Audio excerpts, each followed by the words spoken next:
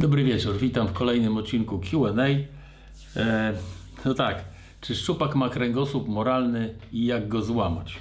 Myślę, że ten tytuł dla większości z Was brzmi zagadkowo i tajemniczo. Jest to wynik mojej rozmowy z redaktorem Jackiem Kolendowiczem, o której chciałbym powiedzieć na koniec tego odcinka. Po prostu uważam, że moim obowiązkiem jest polemizować z głupotami, a szczególnie z głupotami na temat wędkarstwa, które mogą poczynić sporo szkód. Dlatego poczekajcie na koniec, jeśli jesteście ciekawi, to powiem na ten temat parę słów.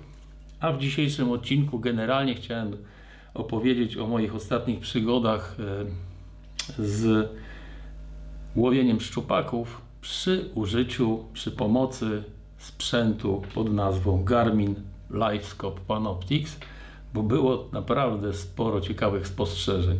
Udało mi się nagrać trochę filmów i mam nadzieję, że będzie to dla Was ciekawe. Zapraszam. 2 tygodnie temu byłem w Giżycku i łowiłem kilkanaście godzin na kilku jeziorach, głównie na Kisajnie i na Darginie. Mam z tych połowów parę fajnych historii do opowiedzenia i udało mi się nagrać też kilka filmików, ale najpierw postanowiłem opowiedzieć o zawodach pod nazwą Mistrzostwa Polski Miłośników Trollingu, które odbyły się w dniach 30 maja, 1 czerwca, na jeziorze Żarnowieckim, znanym każdemu łowcy szczupaków z ogromnych okazów tego gatunku, które tam są co roku łowione. Również tak było w tym roku, a może nawet bardziej niż w ostatnich latach. Wbrew powszechnej opinii, że Żarnowiec się skończył. Zaświadczam, to nie jest prawda. Próbowaliśmy z kolegą Marcinem, z którym miałem przyjemność dzielić łódź i byliśmy w drużynie razem, w drużynie pod nazwą Salmo Fanatics. Marcin jest fachowcem, można powiedzieć, od trollingu na Żarnowcu, bo złowił tam bardzo dużo szczupaków metrowych z plusem, w tym 3 sztuki powyżej 120 cm, 126, 124 i 120, jeśli dobrze pamiętam. Tu macie zdjęcia tych wspaniałych okazów. Tak więc no, można powiedzieć, że zna temat bardzo dobrze, na pewno lepiej ode mnie. Ja tam niestety, jeśli chodzi o trolling na Żarnowcu, no nigdy nie miałem szczęścia. Łowiłem jakieś ryby, ale nie ma się czym pochwalić. No, naszym dodatkowym atrybutem tym razem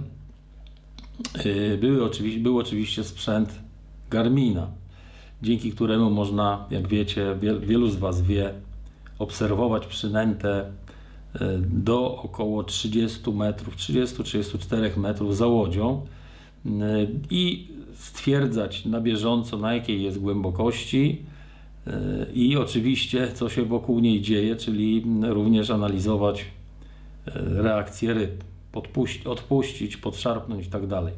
Jest to no, duży plus, ponieważ można bardzo precyzyjnie, dużo bardziej precyzyjnie łowić tą metodą.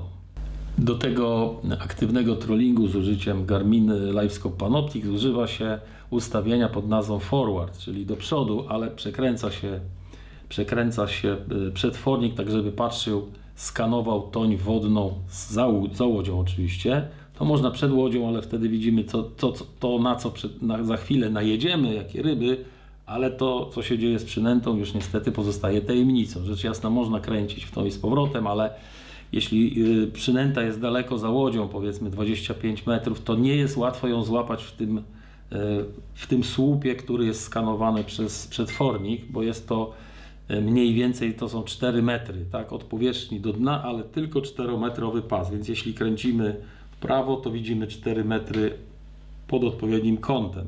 No i to też wpływa na ilość informacji, które możemy uzyskać, bo w tych 4 metrach, jeśli zmieścimy 2 przynęty, które są za rufą oczywiście łodzi, no to jeśli odpowiednio kręcimy tym przetwornikiem, czyli wajchą, która steruje kątem przetwornika, to możemy te 2 przynęty obserwować pod warunkiem, że cały czas mieszczą się w tych około 4 metrach w tym pasie 4-metrowym za łodzią. No ale generalnie zwykle łowi się tak, że i tak łowiliśmy, że 2 lub 3 przynęty wypuszczaliśmy na pieskach, na tych planerboardach, które pozwalają odsunąć przynęty od łodzi i obczesywać no praktycznie 100-metrowy nawet pas wody. No, a jedna przynęta była w kilwaterze, czyli za łodzią, no i ją można było obserwować. No, jakby się ktoś uparł i mocno obciążył te przynęty, które są gdzieś z boku na tych planerboardach, to no można by którąś zobaczyć, ale musiałaby być właśnie nisko, bliżej łodzi, tak, żeby w prostej linii było więcej niż 30 metrów. I biorąc pod uwagę, że ten cały zestaw, czyli planerboard, czyli piesek, przynęta obciążona, gdzieś tam jest odsunięta od łodzi, plus no, przy skręcaniu łodzi trochę halsuje, no to jest dość utrudnione. Mówiąc krótko, obserwowaliśmy przynętę, która jest zwykle jedną, która była prosto za łodzią w kilwaterze. Dzień przed zawodami, jak przyjechaliśmy, okazało się, że ryby są i całkiem nieźle biorą. Było złowionych sporo już fajnych ryb. Zdaje się, że 4 czy 5 metrówek, w tym dwie ryby 117 cm. No więc byliśmy pełni nadziei, że tym trollingiem też coś wyrzeźbimy. Ale już wieczorem, kiedy wpłynęliśmy na wodę, okazało się, że się robi trochę gorzej. No oczywiście ryby są, można je zaobserwować, ale już nie są takie chętne do brania.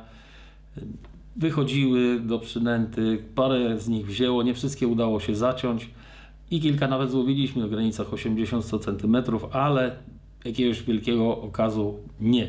Na zawodach 2 dni uczciwie pracowaliśmy, kombinując zarówno z przynętami, jak i prezentacją, czyli tempem, podszarpywanie, no, mnóstwo zmian przynęt, bo widzieliśmy, że szczupaki reagują dość słabo na nasze wysiłki, więc próbowaliśmy coś osiągnąć przez zmianę przynęty, przez tempo prowadzenia i tak dalej. Widzieliśmy sporo ryb, które się podnosiły, niestety żadna nie wzięła przez 2 dni. Popołudniami wypływaliśmy znowu z livescopem, no i łowiliśmy metodą sharpshooting, czyli rzucaliśmy prosto do ryby, którą udało się znaleźć w toni wodnej na odpowiedniej głębokości. Tam rzuca się przynętę i obserwuje się zarówno przynętę, jak i rybę i jej reakcję na prezentację taką czy inną. I tutaj efekty były trochę lepsze, ale było dużo gorzej niż wcześniej. Też udało się nam złowić kilka ryb. Mi się udało fajną, grubą metrówkę złowić, no ale znowu to nie jakiś wielki okaz, zwłaszcza jak na żarnowiec. No i drugiego dnia w porcie, po uzyskaniu informacji od większości drużyn, z których prawie nikt nie miał brania, ryby, jeśli brały, to gdzieś tam skubały za ogonki przynęt.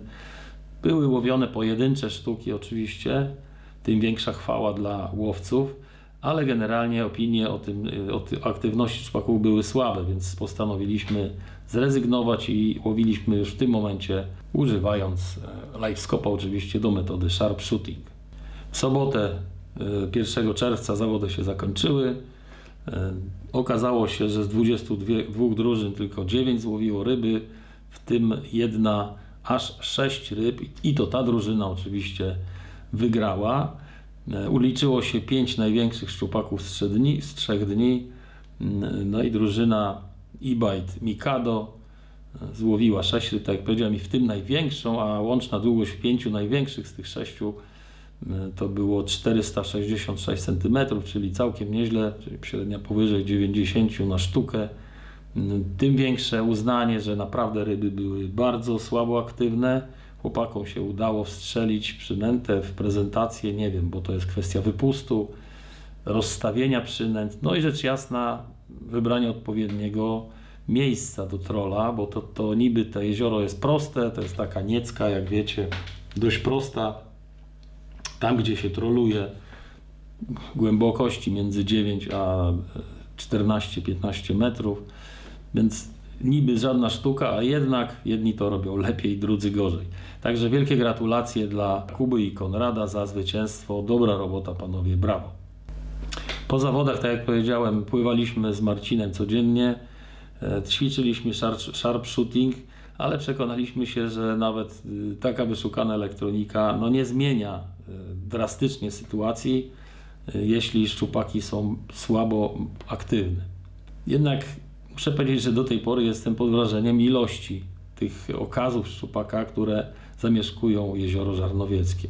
Naprawdę to jest nieprawdopodobne, wierzcie lub nie, ale ryb powyżej metra, które widziałem na echu, zupełnie nie dało się policzyć, ich tam są setki. Trudno oczywiście odróżnić taką setkę od 120 plus, ale jestem pewien, że widziałem kilkanaście, no to co najmniej ryb powyżej 120 plus, bo jak już ta ryba się ruszy do przynęty, płynie dłużej i skanujemy ją, że tak powiem, trochę dokładniej, no to można odróżnić setkę od 120. No powiedzmy 115, 125 to już i byłoby trudno, ale ryby powyżej 110 naprawdę widziałem ich mnóstwo, niestety żadna nie zakąsiła. Tak więc to jest taka mała uwaga i informacja do wszystkich, którzy myślą, że jeśli ktoś już ma na łódce ten system LiveScope Panoptis Garmina, to łowienie jest kwestią tylko zarzucania w odpowiednią stronę. Niestety tak nie jest. Wymaga to bardzo dużego doświadczenia. Do tego dochodzi konieczność opanowania łodzi. Nie zawsze jest piękna glada, często wieje, więc tutaj jest naprawdę mnóstwo rzeczy do nauki. I jestem pewien, że jeszcze bardzo dużo nauki przede mną, choć sporo się podciągnąłem w tej kwestii również dzięki kolejnemu spotkaniu z Maćkiem Mosem, którego serdecznie pozdrawiam i dziękuję jeszcze raz za cenne wskazówki. No niestety po tej długiej majówce, gdzie złowiono, z tego co słyszałem, grubo ponad 100 metrówek, w tym wiele ryb ponad 120, słyszeliście i na pewno widzieliście zdjęcia ryby złowione przez Tomka Kurnika 129, Maciek złowił 126, było też kilka ryb powyżej 120, o których nikt nie wie, bo nie zostały wstawione ich zdjęcia na Face'a, ale te ryby, szczególnie te ryby, stały się na pewno po tych spotkaniach z wędkarzami bardziej ostrożne i bardzo trudno było je przekonać do brania. Bardzo możliwe, że sporo z nich widziałem na ekranie swojego Garmina i owszem, dały się obejrzeć, jeden nawet całkiem z bliska, ale żaden mi niestety nie wziął. Na pewno też myślę, że te ryby już zaczynają kojarzyć. Oprócz widoku łódki na tle nieba, oprócz dźwięku silnika elektrycznego czy spaliny, również ten dźwięk wydawany przez echosondę. Jest to takie tykanie, generalnie te ultradźwięki nie są słyszalne raczej dla człowieka, ale ryby na 100% je słyszą. No i jeśli zachodzi prosta relacja elektryk lub spalina i łatwy pokarm, który się pojawia koło głowy, plus tykanie echosondy, potem ból zębów, no to taki duży szczupak, który już, że tak powiem, niejedną przynętę widział, wyciąga sobie wnioski dość szybko i staje się mniej chętny do ataku. Pewnie, że są takie dni, gdzie ryby są bardzo aktywne, z jakiegoś powodu pobudzone i atakują większość rzeczy, które się rusza w ich zasięgu wzroku, no ale rzadko niestety to ma miejsce, na szczęście oczywiście dla ryb. No więc im częściej się jest nad wodą, im większe się ma doświadczenie, tym wyniki są lepsze. Tu Ameryki nie odkrywam, bo to jest niezależnie od tego, jakie ryby łowimy, jaki mamy sprzęt, zawsze to się sprawdza. Nagrałem podczas tego pobytu nad Żarnowcem wiele filmów, zarówno na GoPro, jak i przy pomocy programu Garmin Helm. To jest bardzo fajny program, o którym jeszcze powiem dwa słowa za chwilę, jak będę Wam to pokazywał. Dzięki temu programowi można nie tylko sterować echosondą za pomocą smartfona, z którym się łączymy przez Wi-Fi, ale również można nagrywać to, co się dzieje, to, co widzimy na monitorze, na ploterze, na ekranie plotera, 1:1. Bardzo fajnie można pokazać później znajomym, co się działo i jak ryby reagowały na nasze wysiłki. I mam takich filmów kilka, wybrałem kilka, zmontowałem je, za chwilę Wam to pokażę. I myślę, że Wam to też otworzy oczy, i udowodni, że nie jest to wcale takie łatwe, jak niektórzy myślą. A teraz obiecane dwa słowa na temat mojej rozmowy z Jackiem Kolendowiczem. Jacek pokazał filmik, na którym holuje rybę około 110 cm, tak twierdził, ale zwróciłem uwagę, że ma bardzo delikatny sprzęt. No on na to powiedział, że on taki sprzęt używa na szczupaki, bardzo lubi, właśnie delikatny. Sam określił go mianem kijek pstrągowy, więc było to trochę dziwne dla mnie. I zaskoczony zapytałem, czy wie, że zabija te największe szczupaki używając takiego sprzętu. Na to on pozwolił sobie na wygłoszenie dość dziwnych teorii. Według niego długi hol szczupaka w ogóle mu nie przeszkadza, nie szkodzi mu, a historię o zasadności stosowania tego mocnego zestawu, aby skrócić hol okazów, są bzdurą. Swoją kuriozalną opowieść zakończył sentencją, która myślę, że przejdzie do historii nowoczesnego wędkarstwa. Mianowicie powiedział: ja holuję spokojnie i długo, a wy to tym waszym totalnym sprzętem łamiecie kręgosłupy moralne szczupakom. Ja oczywiście rozumiem, że to był żarcik, ale moim zdaniem nie powinno się żartować z takich rzeczy. Jeśli tego rodzaju kwestie wygłasza redaktor naczelny pisma, który dla wielu młodych wędkarzy jest wciąż autorytetem, no komentarz jest niezbędny. Myślę, że prawdę na ten temat znają już nawet najmłodsi koledzy, ponieważ ona wynika z czystej logiki.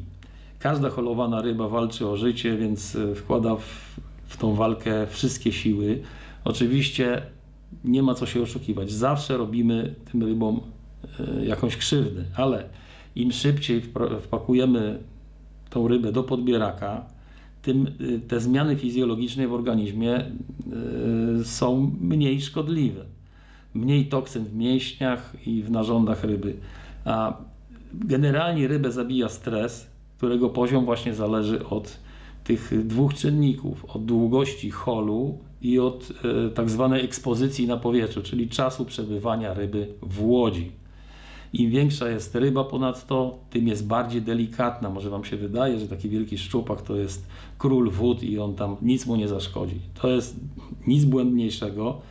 Im większy szczupak, tym jest bardziej narażony na wszystkie te złe czynności, które wykonujemy po wyjęciu go z wody, ale nie tylko, bo przed wyjęciem z wody również. Mówiłem o tym wiele razy, ale warto powtarzać, zwłaszcza jeśli takie głupoty opowiada powszechnie znany wędkarz i autorytet, tak jak powiedziałem. Szczupak im większy, tym krócej powinien przebywać w łodzi. Odczepiamy rybę w podbieraku, nie wyciągamy rybę z podbierakiem do łodzi, tak jak Jacek to zrobił na oczach świadków. I w łodzi dopiero odczepiał. Potem wkładał rybę z powrotem do wody. Potem ją wyciągał, żeby zdjęcie zrobić. No, im mniej tego rodzaju operacji, tym lepiej. Więc odczepiamy rybę w podbieraku, przygotowujemy sprzęt, przygotowujemy plener do zrobienia zdjęcia, czyli ustawiamy łódkę tak, żeby fajnie wyglądało, żeby słońce nie było nam w plecy, żeby było słońce w twarz, żeby były kolory ładne i zdjęcie się udało. Nie robimy tego po wyjęciu ryby z podbieraka, tylko przed wyjęciem z podbieraka. Jak wszystko jest gotowe, kolega bierze aparat, wyciągamy w tym momencie rybę z wody i tak naprawdę wystarczy 10 sekund na zrobienie 5 zdjęć, nawet mniej. Sprawdźcie sobie, włączcie sobie stoper, ile to jest czasu. Zrobimy 2-3 zdjęcia, no max 5. Niektórzy chcą pod różnymi kątami zrobić. Nie ma sprawy. Wkładamy rybę do podbieraka. Czekamy 1-2 minuty, żeby sobie pooddychała spokojnie, żeby się lekko odstresowała. Sprawdzamy w tym momencie, czy zdjęcia są w porządku. Jeśli tak, rozkładamy matę, jeśli chcemy rybę mierzyć.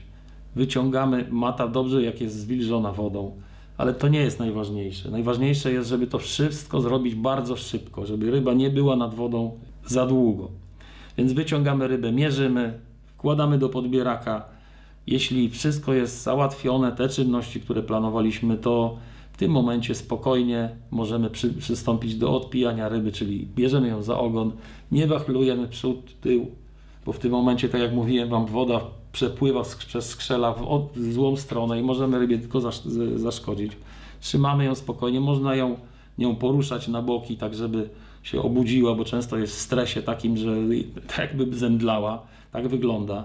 Jeśli nie rusza skrzelami, ja pukam kostkami w czachę, ten czasami się ocknie i zaczyna oddychać.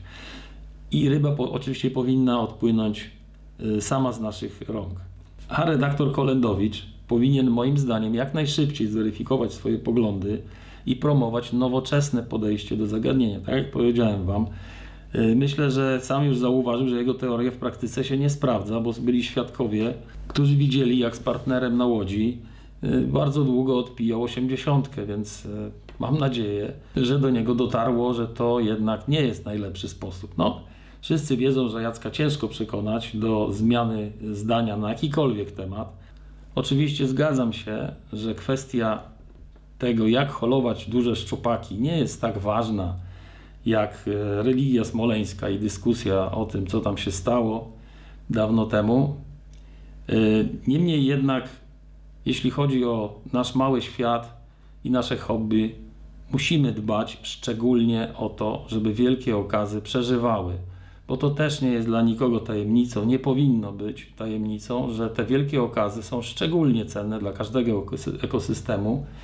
I nie tylko dlatego, że można je ponownie złowić, choć oczywiście to się okazuje coraz trudniejsze, im więcej razy była ryba złowiona, ale przede wszystkim dlatego, że to są najcenniejsze tarlaki dla danego jeziora, dla danego zbiornika.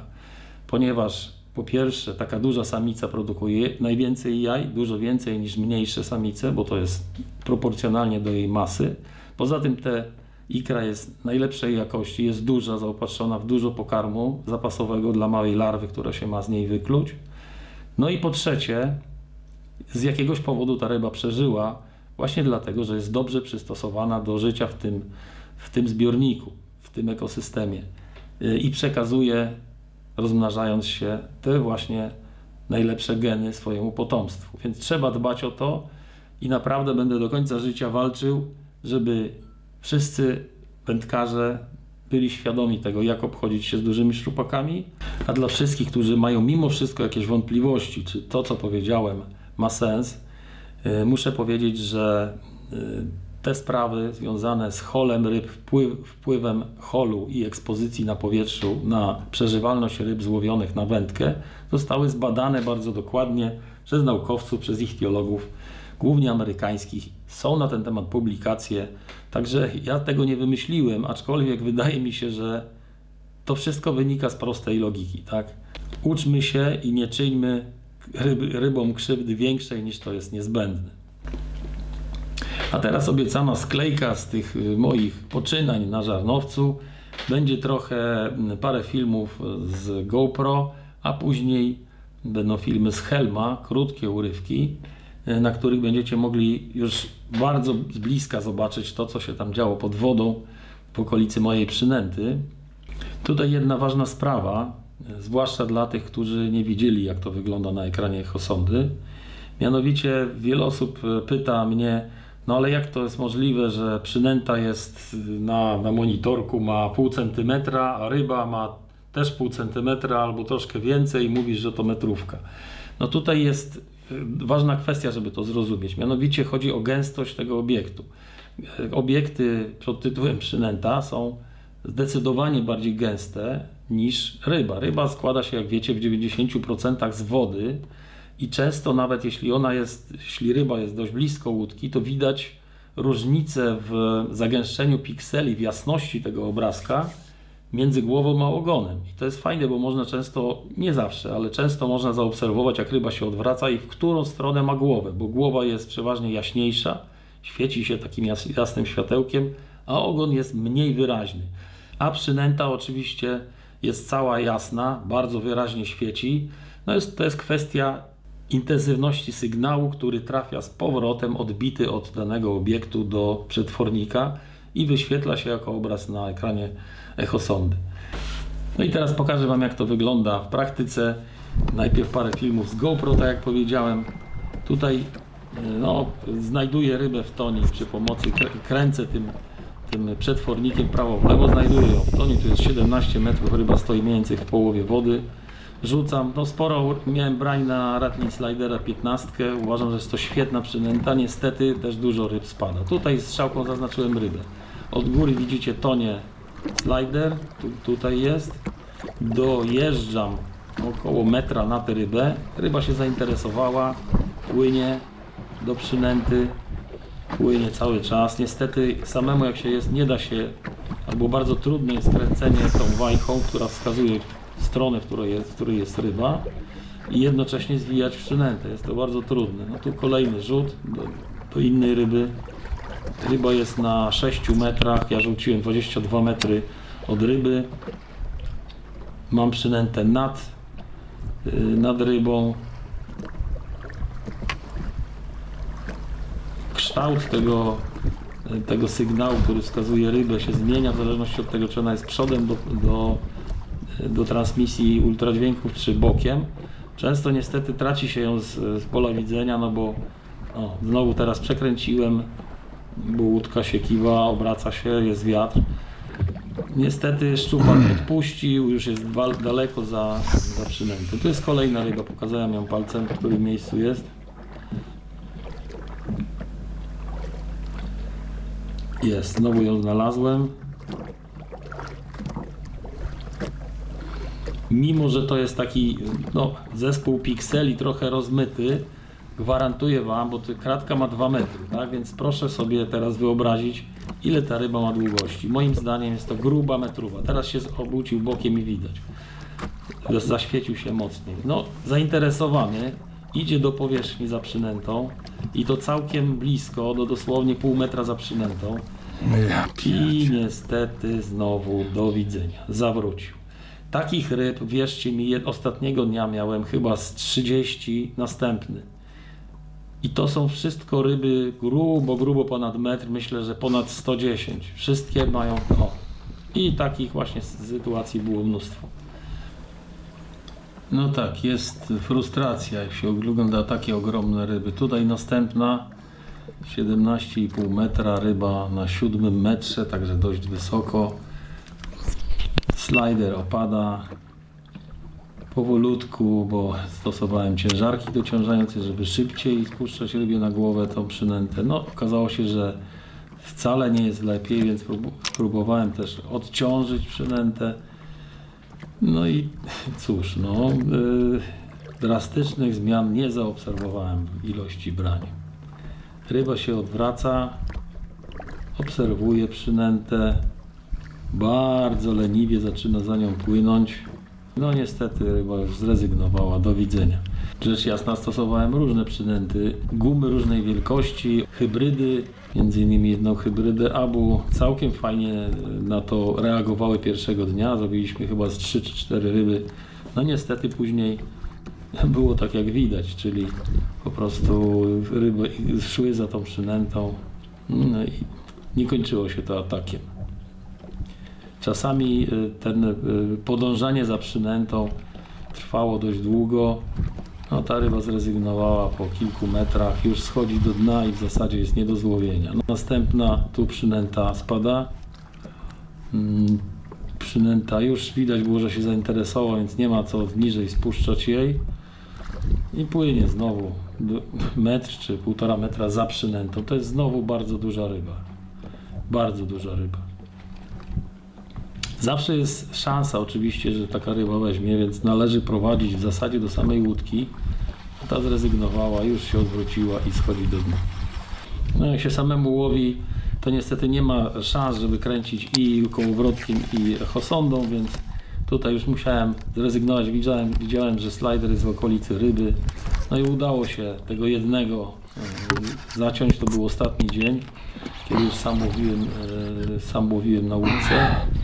Nie był to niestety okaz, to był pewnie jeden z mniejszych szczupaków, które widziałem i którym rzucałem, bo widziałem sporo, małym w ogóle nie rzucałem. To taka, przypuszczam, 90 porądka.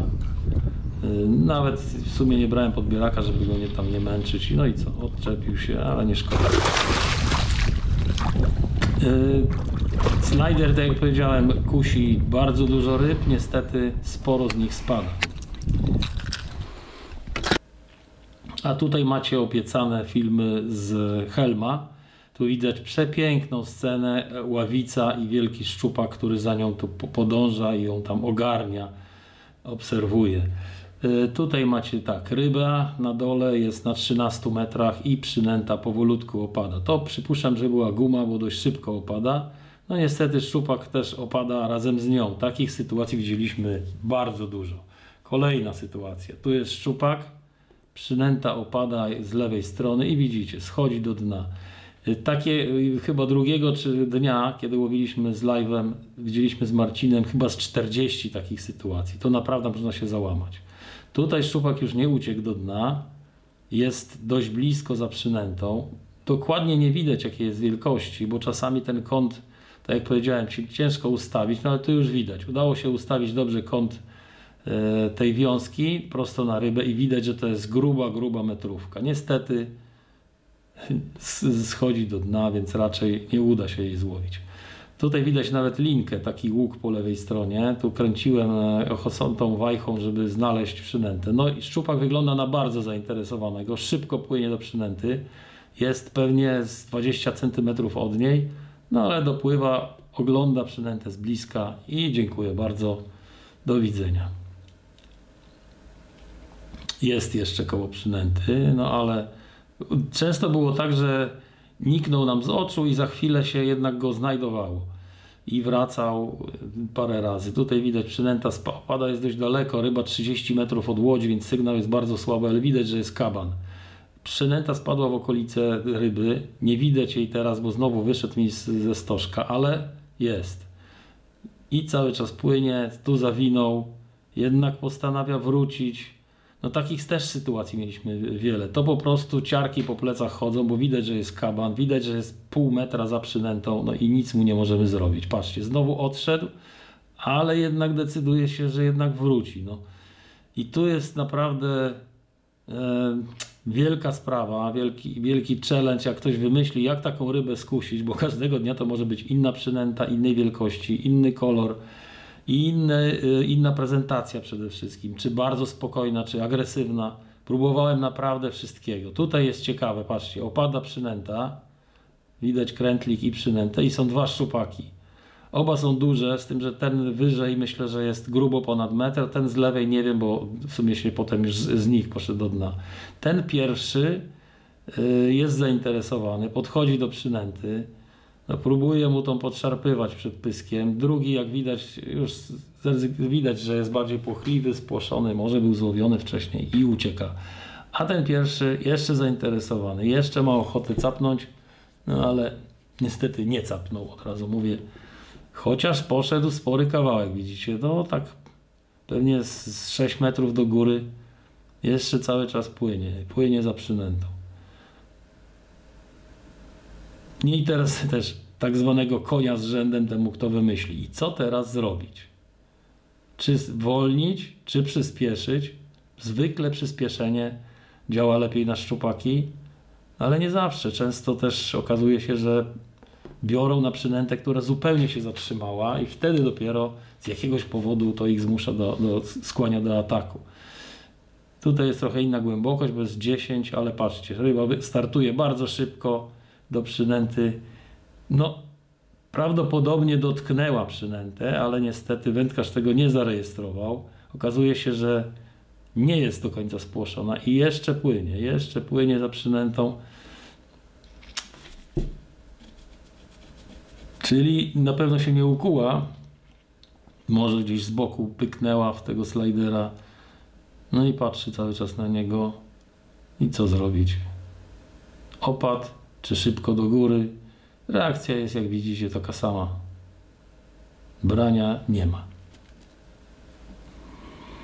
Tutaj jest prawie 17 metrów. Ryba na 24 metrach, czyli daleko. No próbowałem bardzo daleko rzucać, żeby ryb nie płoszyć, bo one na pewno, jak powiedziałem, kojarzą dźwięk silnika, widok łódki, no i oczywiście dźwięk tych ultradźwięki, które wysyła echosonda. To wszystko ryby czują. Ten jest widać od razu, że jest mułowaty. Troszkę się zainteresował przynętą, ale nie widać, że to jest daleko już w tym momencie pewnie z 3 metry za przynętą. Płynie. Sygnał nie jest silny, ale tak jak powiedziałem, można się mocno zdziwić. To jest też gruba metrówka, bo jest daleko od łodzi, daleko od przetwornika, no i ciężko go ocenić. Musiałbym go dokładnie złapać w wiązkę. Tutaj niestety ja łowiłem, więc nie mogłem wszystkiego robić. Sam byłem na łódce. Tu następna historia. Rybie spuszczam prawie na głowę, odwraca się, zainteresowana. Widać, jak fajnie machnęła ogonem i się odwróciła. No i płynie dosłownie pół metra za przynętą. No ale w zasadzie 9 na 10, nawet może 29 na 30 nie atakuje w takiej sytuacji. Przynajmniej ja tak uważam. moich obserwacji tak wynika. Ten idzie bardzo szybko do przynęty. No już byłem pewien, że weźmie. Niestety to samo, powtórka z rozrywki. Zobaczył, powąchał, do widzenia. No ale tak jeszcze nie odpływa, więc stoi i czeka. Co tam będzie dalej. A tutaj na dole po prawej było widać jeszcze drugiego szczupaka. No, kolejna sytuacja, prawie identyczna. Pół metra od głowy ma przynętę, niestety uciekł. Tutaj patrzcie, następna ryba i jest, ponieważ łódka odpływa, to wygląda tak, jakby to było w trollingu, a to było tylko szybko dryfowaliśmy w przeciwną stronę. W końcu szczupak wyczuł tą przynętę, zauważył lub wyczuł linię boczną, odwrócił się do niej, no niestety w ostateczności zrezygnował. I taka pogoń za przynętą, za szczupakiem w dół, no to raczej nie ma sensu, no ale to instynktownie się to robi, bo a może jednak się zmieni zdanie i zaatakuje. Tutaj mamy przynętę też. No, spuszczaliśmy na głowę, przed rybę, za rybę, wprowadzaliśmy przynętę w zasięg rażenia szczupaka z większej odległości. To nie zmieniało sytuacji. Tu jest drugi szczupak, a propos, tą strzałką pokazuję, wisi w toni. No bo przypuszczam, że jak on jest, o tutaj ma z kolei podane prosto na głowę. Jak są agresywne, to natychmiast startują i to kilka metrów do góry potrafi bardzo szybko pokonać i zaatakować przynętę, ją połknąć. No niestety tu znowu popatrzył i ucieka. Nie ze mną te numery, Brunner. Następny znowu z tyłu dostaje przynętę, zauważa, odwraca się, widać jak fajnie się odwraca, płynie za przynętą 2 metry, no niestety już zwalnia i wiadomo, że chleba z tego nie będzie. Takie sytuacje miałem wielokrotnie. Jednego doprowadziłem do samej burty, żeby zobaczyć, co to za ryba, jakiej wielkości. No i udało mi się, widziałem 120 lekko. Był dosłownie, szedł za slajderem, nie wiem, z 20 metrów za slajderem, przyszedł do samej burty i przy samej łódce zawinął. Tutaj też jest na pewno gruba metrowa, myślę, że 120 ryba. Też ma podane prosto pod pysk, zainteresowała się. Fajnie się odwróciła, to wszystko widać dokładnie, jak ona się odwraca. No i bardzo leniwie odwróciła się już. Niestety, no, jeszcze ma ochotę popatrzeć, zastanowić się, co tam się roi w tej głowie szczupaka, to bym chciał wiedzieć. I co by zrobić, żeby on zaatakował. Za to Nagroda Nobla. Próbuję agresywnie, bo często to działa, że imitujemy taką uciekającą ofiarę, ale no nie tym razem. Tu ryba na 9 metrach zaatakowała bezpardonowo w końcu i jest. No i kolega Marcin w ten sposób złowił swoją pierwszą metrówkę z live'a. Zadowolony. Ja też byłem zadowolony, bo się uczył i czekał na tą pierwszą rybę dużą z live'a. Tym razem to przynętą był właśnie ten wspomniany wcześniej Mac Hybrid. Fajna przynęta. Co prawda niby to jest glider, ale nie skręca z tym ogonem, natomiast wykonuje takie fajne ruchy na boki. No i to jest z pewnością najmilszy moment w całym łowieniu, w całej tej historii, która polega na wyszukiwaniu szczupaków, łowieniu ich, przechytrzeniu ich. To wypuszczenie, przynajmniej dla mnie, nie wiem jak dla was, ale wypuszczenie tej ryby, zwrócenie jej wolności jest naprawdę super przeżyciem. To by było na tyle w tym odcinku, znowu pewno za długo trochę, ale mam nadzieję, że było ciekawie, że to trochę pokazało wam, jak ten sprzęt działa, o którym tak dużo ostatnio się mówi. Muszę powiedzieć, że każdy, kto wsiadł na łódkę i popatrzył na to, co widać, na wnioski, które można wyciągać z obserwacji tego plotera, natychmiast ma ochotę wejść w posiadanie takiego sprzętu i wcale się nie dziwię. Ja już zaczynam myśleć o zakupie drugiego przetwornika, bo właśnie analizując kombinację informacji z tych dwóch przetworników można jeszcze precyzyjniej namierzać ryby i można, mam nadzieję, poprawić efektywność łowienia. No cóż, gonimy tego króliczka i faktycznie ta pogoń jest coraz fajniejsza, bo też obserwacje dzięki systemom typu LiveScope są bardzo, bardzo ciekawe. Mam nadzieję, że Wam się to podobało. Napiszcie, co myślicie, jakie są Wasze obserwacje, jeśli macie LiveScope'a, jak Wy próbujecie skusić szupaki do brania takie, które podążają za przynętą, zwłaszcza te wielkie. No oczywiście każdy ma swoją teorię, a szupaki swoje wiedzą. I może i dobrze, bo gdybyśmy tak wszystkie łowili, to by miały przerąbane i coraz trudniej byłoby je złowić i pewno tak będzie w sumie. Do zobaczenia za tydzień. Cześć.